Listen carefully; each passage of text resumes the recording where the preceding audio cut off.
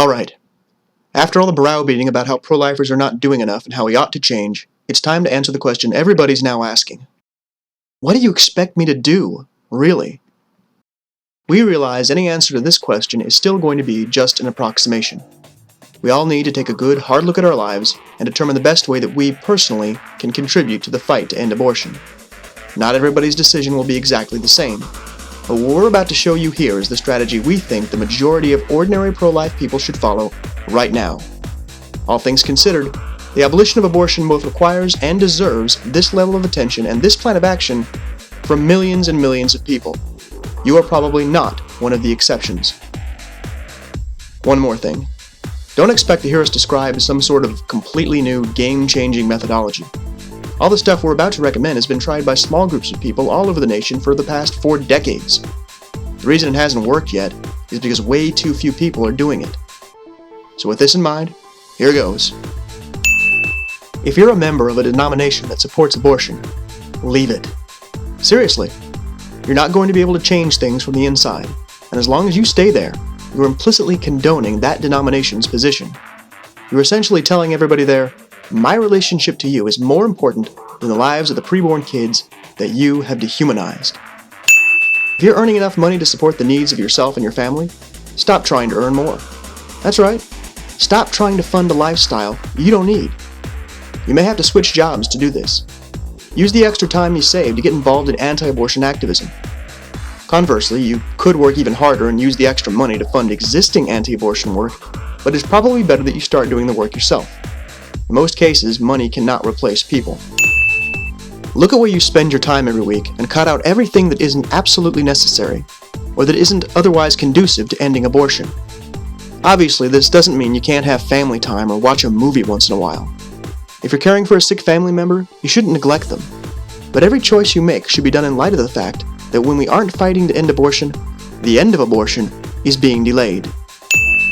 If you're a student, stop doing extracurricular activities. Again, seriously. Everybody needs recreation, but the hours you spend playing basketball or acting in a high school play are hours that innocent people are being torn to pieces and thrown into the trash. It's not worth it. If you're a college student, consider not being a college student. Yeah, we're saying that. The movement needs people like you, people who are young and not tied down. It may be hard for you to believe, but all things considered, the good you think you can do by becoming a doctor, or an engineer, or a lawyer is probably not as great as the good you can do by dedicating your life to the abolition of abortion. Contact the closest anti-abortion group that does meaningful activism and offer to help. There's a short list of what we consider the best groups on GetSeriousChurch.com. You'll probably find, however, that the closest one is still pretty far away. In that case, consider relocating to another town so you can participate with one of these groups. Again, we're serious. It's that important. It's not too much to ask. It's much easier in the long run to be part of an effort that already exists. But if you've looked into it and it just won't work, then start doing what they do in your own community. Focus on making people hate abortion. That's the most important thing we can do right now, and you can best do this through public outreach. Get some good anti-abortion literature and start distributing it in public areas. Get some signs that depict the victims of abortion or explain anti-abortion arguments and start holding them on college campuses, outside high schools, or on busy street corners. Go where you can talk to people and teach them why abortion is so bad. If there are no such places near you, get bigger signs and hold them on highways or overpasses. Go door to door if you have to. It's been done before. You'd be amazed to find how many Americans haven't the slightest idea what abortion really entails and who have never heard the pro-life viewpoint explained. Do whatever you can to make sure every person in your community knows the facts. Educate yourself on how to explain why abortion is wrong. Get really good at this.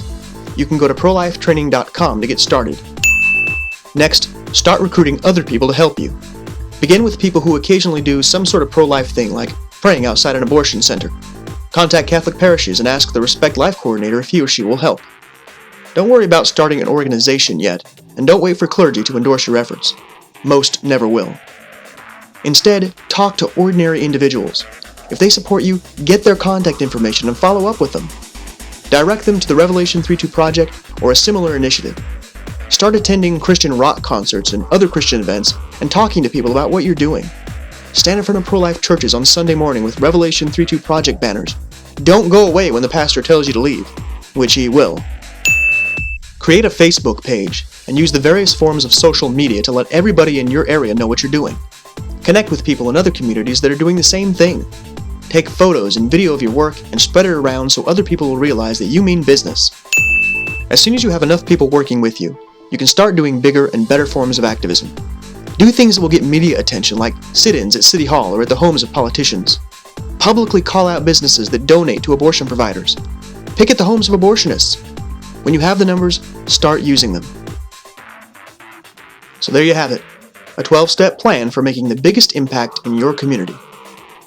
No doubt a lot of people are going to think this plan is rather narrowly focused. What about helping women choose life? What about electing pro-life leaders? There are reasons these things have not been included in the plan you just watched, and we'll go into them in more detail in upcoming videos. Suffice it to say that this is a battle plan describing how we think the average pro-life person can be most effective right now in the political and social culture we live in. It doesn't apply to absolutely everybody, and the sort of things we do will change as the movement picks up momentum. But as for right now, this is the basic outline we think most people should follow. No, it's not an attractive plan. If you're the first person to start living like this, you won't be very popular within your community, your church, or even within your family. Following this strategy is going to seriously impact the plans you've currently made for yourself, and your life is not going to be successful in the way we usually think of success. But this video wasn't supposed to be about us. It's about the millions of innocent people who have already been murdered on our watch, and who will continue to be murdered unless each of us is willing to make drastic changes to our lifestyle and adopt a plan for ending abortion that has a reasonable chance to succeed. Certainly, there are going to be many objections to what we've described here. Upcoming articles and videos intend to address those objections. Please keep an open mind and keep exploring GetSeriousChurch.com.